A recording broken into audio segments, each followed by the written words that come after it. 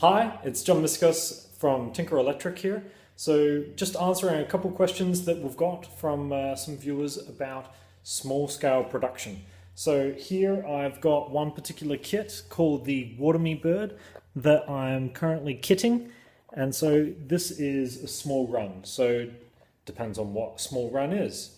This particular run is 100.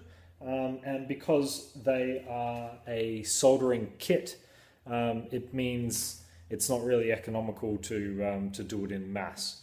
I just do this myself, but if it was a larger quantity or later when I'm actually going to start preparing these for sale on Amazon, if the sales get up there, I'll automate that. So unlike what I do for some of my clients, which is basically have the thing produced in China, because the labor rate is so cheap compared to that of Australia, sadly, I'm sorry Australia. Maybe we can work on something. So basically I do it by hand. So what I'm going to do is just show you the kitting of one of them, just so that you get the concept. Cool, so let's cut over. So what we use here is the Chinese food tub container, or the lunchbox method. So basically you get a whole heap of these lunch containers.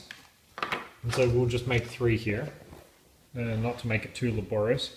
Place out all your parts that you're going to need, and pretty much you just pick and place. So you're a manual pick and place machine.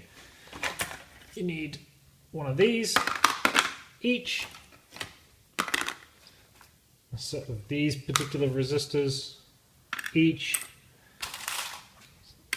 these ones. It helps to be consistent with how you're placing these things, to make sure that you're not losing them. I need 2 legs a piece, and obviously you've got to be careful that things don't go flying. So I'll just fast forward this.